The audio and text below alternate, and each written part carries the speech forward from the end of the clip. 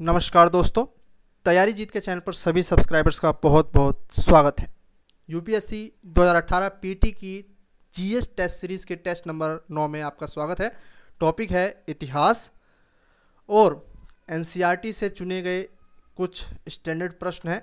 कुल मिला के 10 प्रश्न हैं। कमेंट करके बताइएगा कितने प्रश्न आपके सही हुए। इसके अलावा जो नेक्स्ट वीडियो है उसमें आप आंसर पाएंगे कि ईरान और 6 महाशक्तियों के बीच में जो 2015 में परमाणु समझौता हुआ था, जिसके तहत आर्थिक प्रतिबंधों में राहत दी गई थी, उस संदर्भ में अमेरिका द्वारा भी हाल ही में पीछे जो हट गया है, उसके संदर्भ में अंतर्राष्ट्रीय मध्य एशिया और भारत पर इसके कहां तक प्रभाव पड़ेंगे, इस संदर्भ में आपको अपने प्रश्न को तैयार करना है और मैं प्रश्न का उत्तर और फ्रेमिंग आपको नेक्स्ट वीडियो में बताऊंगा। तब तक के लिए अपने प्रश्न के संदर्भ में विभिन्न की पॉइंट्स को सोच लें। ठीक है, आप न्यूज़पेपर की हेल्प ले सकते हैं, अन्य सोर्सेज की भी हेल्प ले सकते हैं और मैं आपको बाकायदा आंसर करके बताऊंगा मेंस आंसर राइटिंग के वीडियो में। इस वीडियो में टेस्ट है आपके लिए, तो चलिए शुरू करते हैं इस टेस्ट को। कमेंट करके बताइएगा कितने प्रश्न आपके सही हुए। पहला प्रश्न आपकी स्क्रीन पे है। परंपरागत कथक शास्त्रीय नृत्य स्वरूप पर आपको विचार करना है। उत्तर भारत का ये जो है शास्त्रीय नृत्य है, विशेषता उत्तर प्रदेश से संबंधित है। पहले 3 कथन है। इस नृत्य की विशेषता इसमें प्रयुक्त जटिल पद चाप हैं। इसे ध्रुपद संगीत के साथ प्रस्तुत किया जाता है।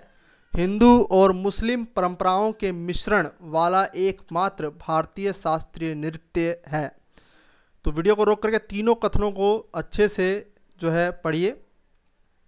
इसमें सही क्या होगा? कथक शास्त्रीय नृत्य के संदर्भ में तीनों कथन है आपके सामने। क्या है सही? केवल एक, 2, 1, 3 या सभी कथन सही है? तो यहाँ पर जो सही जवाब होगा क्वेश्चन नंबर 1 का वो है ऑप्शन डी,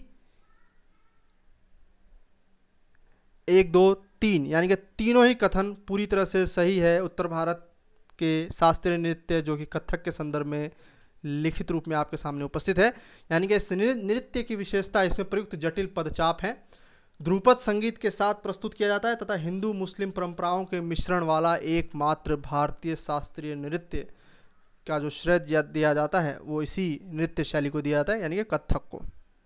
और ये क्वेश्चन बन सकता है, ठीक है, इंपॉर्टेंट है। सितारा देवी का हाल ही में निधन हुआ है और ये यूपीएससी में पूछा जा सकता है।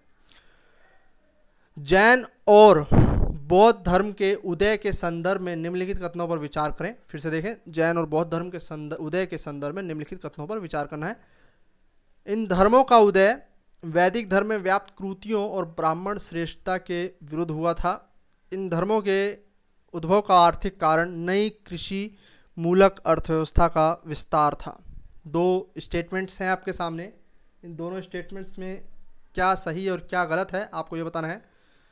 आपके कूट हैं, केवल 1 कथन सही है, केवल 2 कथन सही है, दोनों ही कथन सही है या फिर दोनों ही कथन गलत हैं। ध्यान से पढ़ें। समय के लिए वीडियो को आप रोक सकते हैं। क्वेश्चन नंबर 2 का सही जवाब है ऑप्शन सी, 1 और 2 दोनों ही कथन बिल्कुल सही हैं। ठीक है, जैन और बौद्ध धर्म में जो ये दोनों ही कथन लिखे हुए हैं दोनों ही सही हैं। आपका जवाब है सी, 1 और 2।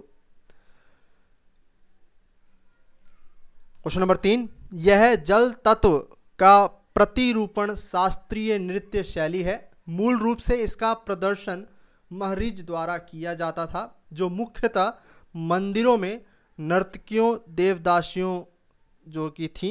यह प्रसिद्ध शास्त्रीय नृत्य शैली कौन सी है? फिर से पढ़ लें। यह जल तत्व का प्रतिरूपण शास्त्रीय नृत्य शैली है, जो कि मूल रूप से इसका प्रदर्शन जो है देवदासियों द्वारा मंदिर में किया जाता था, जिसे नर्तकियां भी जो है कहा जाता था। और देवदासियों से कंसेप्ट क्लियर हो जाना चाहिए कि किस नृत्य शैली की बात हो रही है। कथकली, सत्रिया नृत्य, भारतनाट्यम या फिर ओडिसी। सही जवाब है क्वेश्चन नंबर 3 का ओडिसी, ऑप्शन डी। कमेंट करके बताना है कि कुल 10 प्रश्नों में कितने प्रश्न आपके सही हुए, कितने प्रश्नों का उत्तर आप जानते थे और प्रश्नों का स्तर आपको कैसा लगा। हाल ही में वर्ष 2018 के गणतंत्र दिवस परेड में किस पारंपरिक नृत्य को पहली बार प्रस्तुत किया गया था? करंट का क्वेश्चन है और मुझे लगता है कि इस बार पूछा जा सकता है। ठीक है, पहली बार वर्ष 2018 के गणतंत्र दिवस पर जो है किस पारंपरिक नृत्य को शामिल किया गया? आपके ऑप्शन है कुचिपुड़ी, ठुमरी, संगराई या टप्पा। सही जवाब है क्वेश्चन नंबर 4 का, वो है ऑप्शन सी, संगराई। ठीक है, संगराई। कमेंट करके बताना है आपको। एक और प्रश्न आपको दे रहा हूँ कि संगराई जो पारंपरिक नृत्य शैली है ये किस राज्य से संबंधित है? संगराई। ठीक है, सी। अगला प्रश्न, जैन धर्म के संदर्भ में निम्न कथनों पर विचार करना है। जैन धर्म के संदर्भ में, इस धर्म के सिद्धांतों के उपदेष्टा तीर्थकर कहलाते थे। इस धर्म के संस्थापक पार्श्वनाथ माने जाते हैं। वर्धमान महावीर की माता लिच्छवी नरेश चेटक की बहन थी। क्वेश्चन नंबर 5, सही जवाब क्या होगा? आपके कूट हैं इस प्रकार 1 2 2 3 1 3 या फिर सभी सही हैं। जैन धर्म के संदर्भ में निम्न कथनों पर विचार करें। यहाँ पर जो है कथन 2 पूरी तरह से गलत है। आपका सही जवाब होगा कथन 1 और कथन 3। जैन धर्म के संस्थापक ऋषभदेव थे, ना कि पार्श्वनाथ। बाकी कथन 1 और कथन 3 सही है। यहाँ पर C is the correct answer for question number 5। आगे बढ़ते हैं। जैन धर्म के संदर्भ में विचार करें। केवल्य द्वारा सुख दुख पर विजय प्राप्त करने के कारण महावीर जिन और उनके अनुयायी जैन कहलाए। जैन धर्म पूर्व जन्म को स्वीकार नहीं करता। इस धर्म में मूर्ति पूजा नहीं की जाती। इसके धर्मोपदेशों के लिए प्राकृत भाषा का प्रयोग हुआ है। क्वेश्चन नंबर 6, सही जवाब क्या होगा? आपके कूट हैं 1 2 1 4 2 3 या फिर 1 2 3 4। कथनों को ध्यान से पढ़िए और समय के लिए वीडियो को आप पॉज कर सकते हैं। बहुत इंपॉर्टेंट क्वेश्चन है। जैन बौद्ध से अक्सर प्रश्न पूछा जाता है यूपीएससी के पीटी के एग्ज़ाम में, और अगर इनमें से एक आधा क्वेश्चन भी फंस गया तो इस वीडियो को जो है एकदम सफल माने। ठीक है, तो केवल्य द्वारा सुख दुख पर विजय प्राप्त करने के कारण महावीर जिन और उनके अनुयायी जैन कहलाए, ये कथन बिल्कुल सही है। इसके अलावा यहाँ पर जो कथन 4 है वो सही है। इसके धर्मोपदेशों के लिए प्राकृत भाषा का प्रयोग हुआ। इस धर्म में आरंभिक चरण में तो मूर्ति पूजा नहीं की जाती थी, लेकिन बाद में की जाती थी, इसलिए कथन गलत हो गया। जैन धर्म पूर्व जन्म को स्वीकार करता है। तो यहाँ पर जो सही उत्तर होगा वो केवल 1 और 4 यानी कि आपका ऑप्शन बी होगा। कमेंट करके बताना है कितने प्रश्न आपके सही हुए। क्वेश्चन नंबर 7, अजंता की गुफाएं शैलोत्कीर्ण बौद्ध गुफाएं हैं।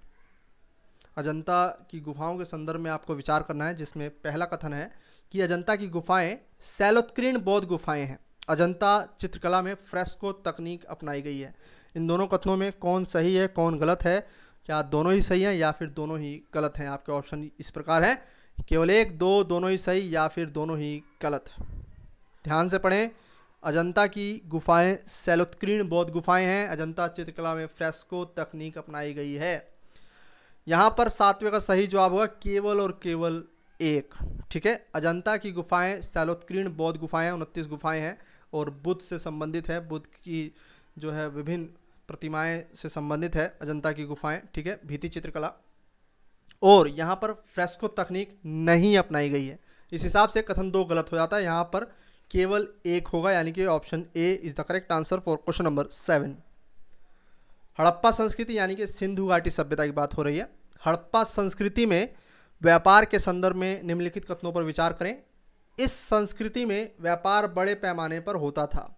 इस काल में व्यापार के लिए धातु की मुहरों का प्रयोग किया जाता था। अगर आपने अच्छे से तैयार किया है सिंधु घाटी सभ्यता तो बहुत ही इजी प्रश्न है आपके लिए। दोनों कथनों को ध्यान से पढ़ें और सही जवाब का निशान लगाएं। आपके ऑप्शन है केवल 1 2 दोनों सही हैं, ना तो 1 सही है और ना ही 2 सही है। कमेंट करके बताना है कितने प्रश्न आपके सही हुए।